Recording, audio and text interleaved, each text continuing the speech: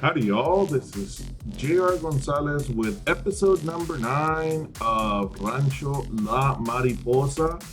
Yes, folks, we are in episode number 9, and you know what? I'm very excited about this episode. And I'm going to tell you why, because we do things differently in Texas. Now, we all know the famous Biffa and his roundabouts to fix traffic jams and the lane mechanic or the lane mathematics. We all are familiar with the lane mathematics and all the expert advice on how to fix traffic in your cities. But Texas does things differently. We don't believe in roundabouts. I think in the entire state of Texas, there might be 4, maybe 5 roundabouts total. And when it comes to highways, um, it is very apparent from me watching other YouTubers that they don't live or in Texas or have an understanding of how Texas does their highways.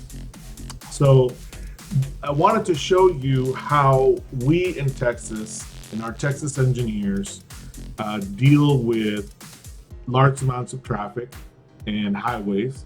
One of the unique things, and I've lived all over the country in the United States, and one of the unique things when it comes to highways or major roads in Texas is that those major roads 99.9% of the time have what's called a feeder road or a frontage road that runs right alongside the major road. And that frontage road feeds the major road for traffic. So watching other YouTubes when they build, I rarely see frontage roads next to highways. And it's interesting to me because, being from Texas and living in Texas, that's all you see here in Texas is when you are driving down the highway, no matter if it's a small town out in the middle of nowhere or in the big cities, there is always a feeder road. There's always a frontage road running right alongside the highway until you hit a major snag like a river or a ditch or railroad tracks. So in those instances, you'll have a turnaround road, and that feeder road goes into the feeder road going the other way. And that's just the way we deal with traffic. In Texas, we don't build roundabouts, we build more roads and we build bigger roads. And the reason I at least personally think is because we have land to build those roads. And so in this video, that's what I'm doing. I am building a Texas style highway. This is a build inspired by South Texas, Central Texas, and the Gulf Coast. And so I wasn't going to go away from that. And so what I've done is build a Texas style highway interchange, which includes feeder roads. And this is a preliminary interchange coming off of the 2 small towns of Riverton and Mariposa Shores. And so what you have is the major highway interchange along with a farm to market road that runs underneath that highway interchange. And the feeder roads run into that farm to market road that then travels down to the 2 small communities. The major highway is on the outskirts of the major city, which is Mariposa County or Mariposa City.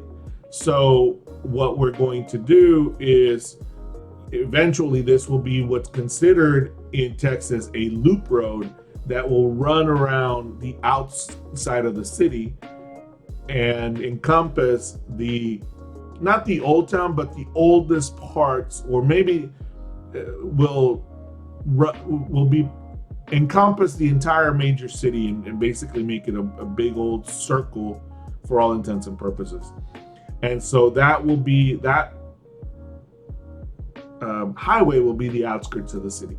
So I just wanted to show you this short video on how Texas roads are built and why Texas roads have feeder roads rather than use roundabouts to deal with traffic. What we do is we build more roads in Texas, and we build bigger roads to take care of traffic. Perfect example is I-35 here that runs from South Texas, Laredo, all the way through Dallas, all the way to Missouri. In Texas, I-35 has feeder roads in the entire way going north. Starting in Laredo all the way to Dallas, there are feeder roads, or they're being constructed at one point in time. So you will see this construction through the entire build when we start dealing with major highways and major intersections that run through communities. So I wanted you guys to get a sample of it. I hope you enjoy it. If you have any questions or any comments about why we build interchanges this way, please give me, put it in the description down below. I'm more than glad. I've researched this. This is how our engineers deal with additional traffic.